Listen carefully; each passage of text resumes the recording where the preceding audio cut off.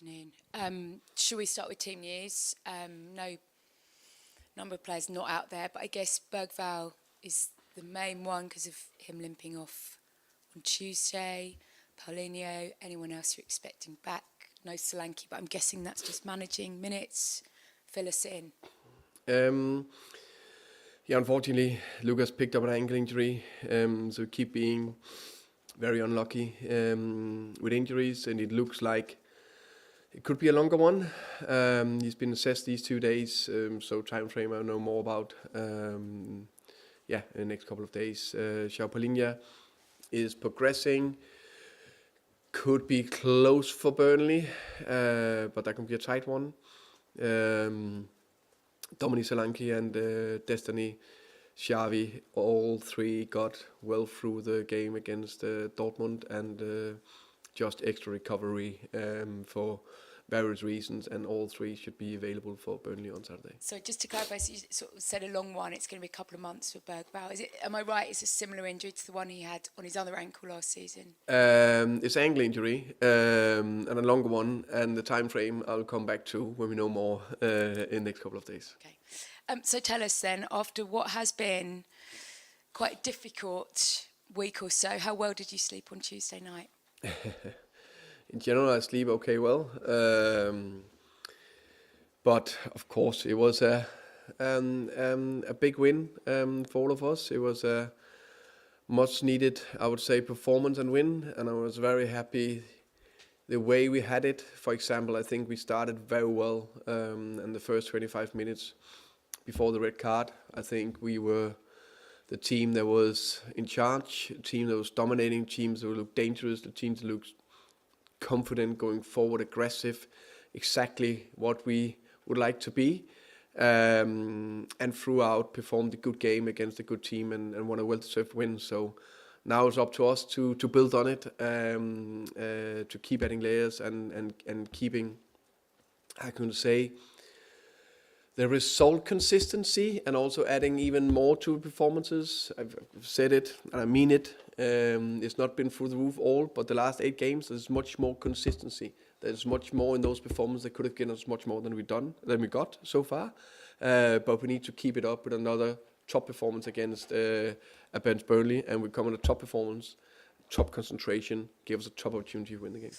And how hard is it when you watch your team do that to be able to get them to back it up a few days later in the Premier League? Because when you've come off wins in Europe, we've seen a sort of home loss to Fulham and away loss to Forest. That ability to just get that mindset where it needs to be a few days after, it has looked a little different. I also think, I can't remember all of them, I also think we've seen a win after our Champions League game. I'm pretty sure of that, actually, if I'm honest. So it's not like we're losing every single time we have lost or played a Champions League game. So we 100% won at least once, if not twice, after a Champions League game. Anyway, but the mindset. But anyway, you saw so from the beginning of that game. I would say the thing is, what you're bang on is, it's a big task, but that's what we want, and that's where we want to be. It's a big task to perform every third or fourth day. We want the big task, and we need to perform every third or fourth day.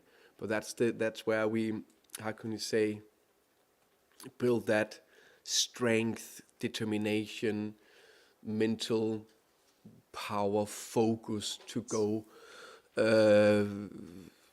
resilience to go every third, fourth day. That's what we are try to do our very best to build on. And just finally for me, we know you had your lunch with the hierarchy a few days or just before the Dortmund game.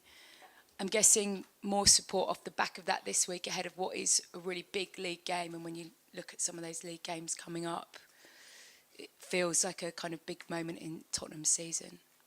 I think the support, has been exceptional throughout the season. Not only, I know there's a few questions about me, but it's not about me. It's about me, the staff, the players, the club, and that need to be aligned, and that direction and alignment is very clear from ownership to the board, to Vina, Johan, everyone is on the same page, and there's a lot of things going in the right direction. We just need to back it up with even more good performance and more good result.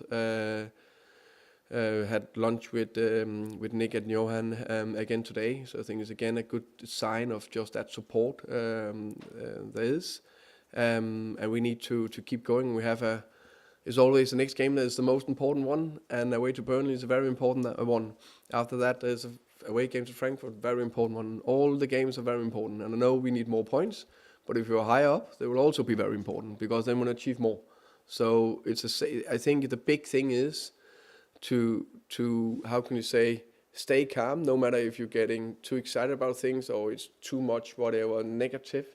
Stay calm, do what you trust, all of us, carry on, and everything will be fine after that. Hi, just one on Dominic Solanke. Obviously, you said that he had a sort of special programme the last couple of days. How much will his minutes need to be managed in the matches, if at all, and how close do you think he is back to the point where that doesn't need to happen anymore? I think he is not close to it, I would say. I think we saw Solanke that was on whatever 70% or whatever. It's difficult to when you're 100%. I think we saw a lot of good things for him. He scored a goal exactly where he should be with a nice little triple contact. But the big positive is he was where he should be in the box. There was 3 other situations where he was just doing the wrong movement and then arrived front post instead of behind the defender and on the end of the cross from Pedro, where both of them have a good connection. But that's how do you get that in? That's playing minutes together. He is a very not a physical. He's a very fit player in general and can play with high intensity throughout a game. After 65, he just done. That means there is more to come. We would just, because it's the first 65 minutes in 7 months, something like that. So we are very aware that 2 good recovery days, then train tomorrow, then he's available and ready for Saturday, and then we take it game by game. So there's his injury is not, it's more his fitness, match fitness. His injury is fine. Okay. You said you want to build now on Tuesday's performance, but specifically in away at Burnley, what does that look like? Do you think? Yeah, but I think that's a completely different game against a different opponent. Scott Park and his team, they're a promoted team. We've seen in a lot of their games they're very competitive. Latest at Anfield where they had a 1-1 draw.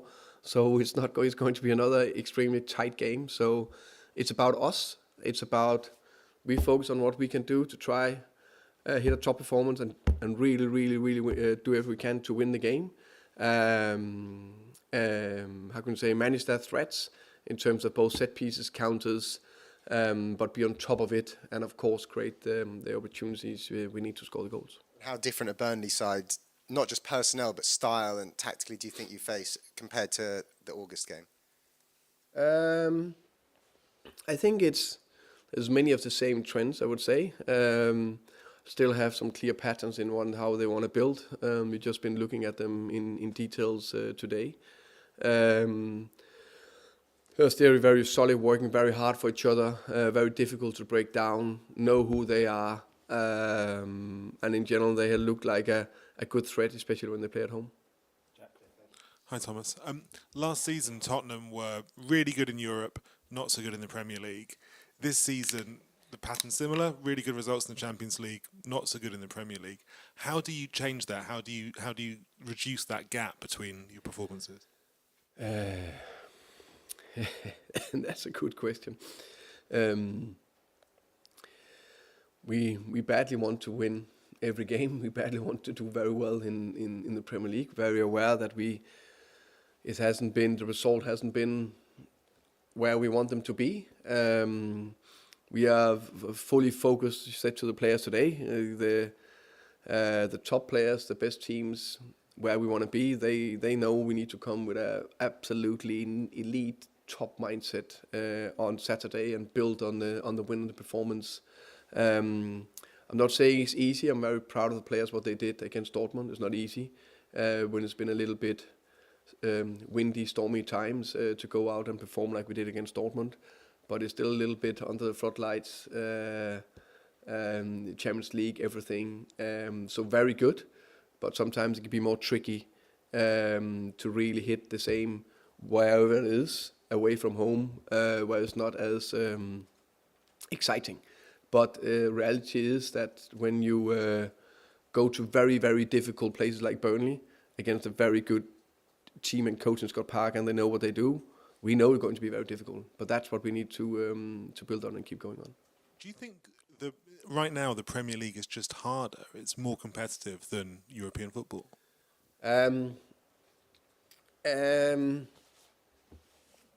I think the Premier League is, they have no doubt the best league in the world. I think the competitiveness and the evenness in the Premier League is insane. Every game is so difficult, and I think there's a lot of Premier League teams that would be, if you play whole Premier League playing in Champions League, they will do very well. No doubt about that. Champions League is difficult, and especially when you play away from home, it's very, very difficult.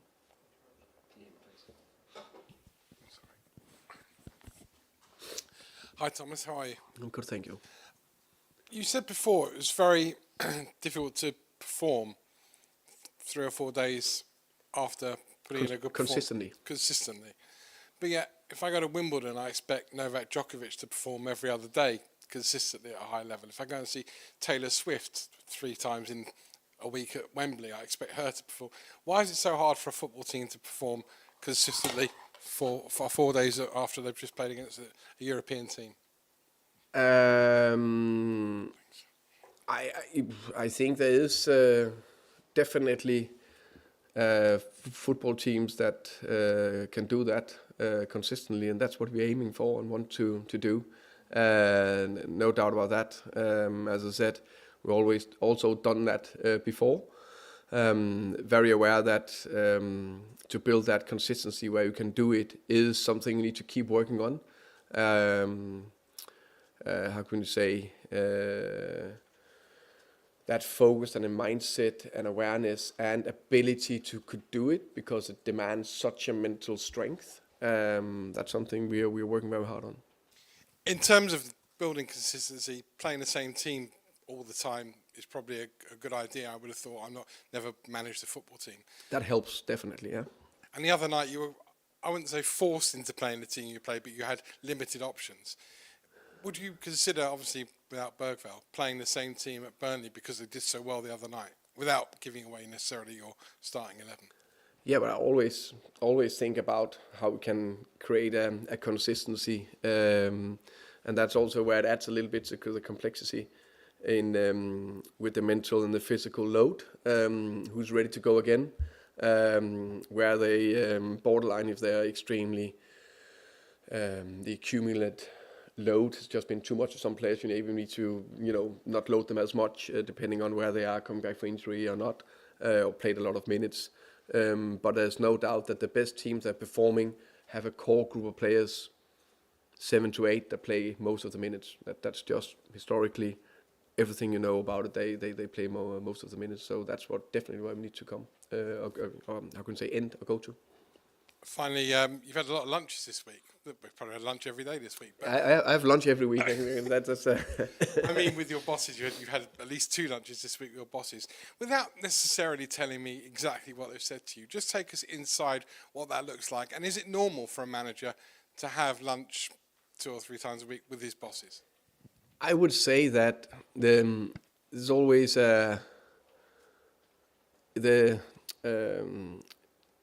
Nick was here this week. That was planned 5 weeks ago, so that's normal. If he's over, that we have lunch 1 or 2 days at the training ground.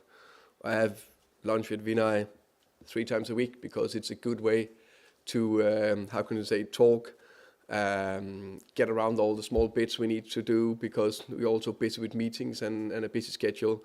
The same with Johan, the same with Fabio.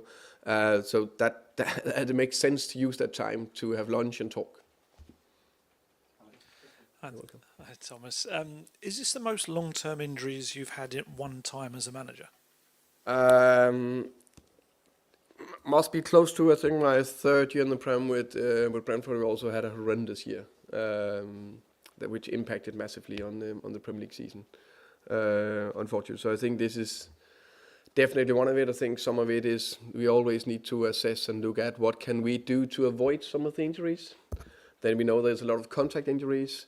So the Bergwall, how unlucky is that? There was another contact injury I just recently saw. There was a Shaw. There was a few situations. Kudos. Some of them are just, okay, what's happening here? It seems like we are cursed or something like that. But injuries is a part of football. So the next bit we need to look into, how can we make sure that we get return to play is speeding up, that we do absolutely maximum we can to get the players back as quick as possible.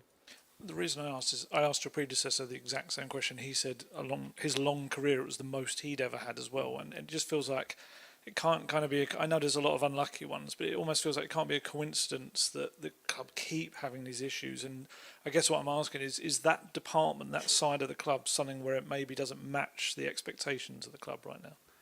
I actually think there's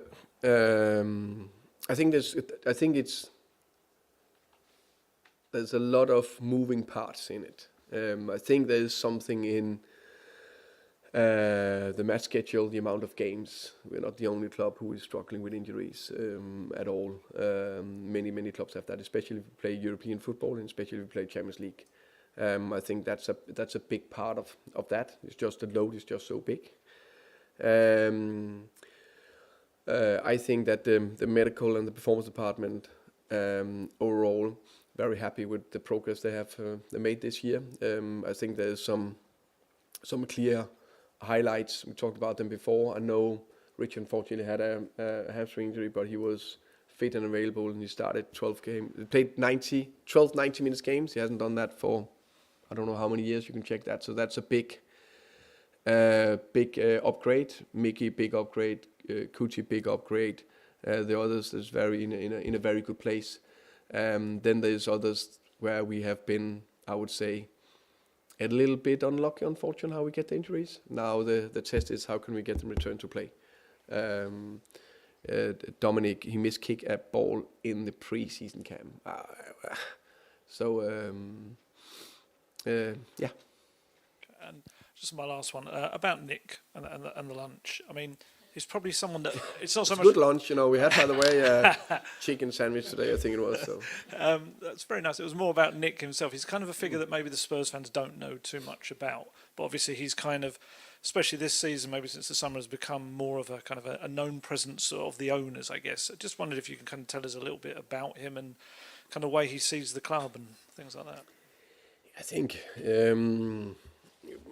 the most visible ones is Vivian, Nick, and then Peter Carrington. All three are very determined, focused to do everything they can that this club have success. And they're very, very committed. They're very, very, how can you say, into it, and want to do everything they can that we get to where we all want to be in the future. Hi Thomas. The system used on Tuesday, sort of 3-4-3, definitely out of possession. Is that kind of something that you can sort of build on and almost be kind of the blueprint and the go-to for yourself at this club, or is that more of a sort of special operation, I guess, so to speak? I think two ways to look at that. First thing could be a little bit special operation kind of thing, and you without always really try to have laser focus on the game in front of me or in front of us. That's where you hopefully do your best and not thinking too far ahead, and really have that focus on the next team, the next opponent, so you make sure you make a top game plan and everything is perfect. But I knew, a little time before I knew that Dortmund, of course, plays the 3-4-3, and maybe we need to match them up in certain areas because that would be good for us in our man-man pressure, which was successful Tuesday night. I've shown before I have no problem in changing system if that's for the better with the players available. but it's a different game, different opponent on Saturday. But I like what I saw Tuesday night. And this week there's been some reports about Mickey van der Ven and apparently not being that happy at the club. Do you kind of feel he's happy? And I guess, do you feel like the club can sort of match his ambitions? Yeah, I just see Mickey today. He seems very happy, smiling. He was very happy after the game that we won. When he was in the changing room after the game, I think Mickey is an excellent player. I think he's a fantastic ambassador for this club. I think he has potentially his best season so far he's had. He's fit, he's strong, good defensively. He's growing as a leader, scoring goals as well. And he's a very important player for us this season and for the future. There's sort of talk of 100 million sort of being slapped on his head as kind of the price tag. Would that force the club to consider selling him, or is he kind of off limits and not for sale, whatever the price? I would say he's very important for us. So Mickey is a Tottenham player now and for the future.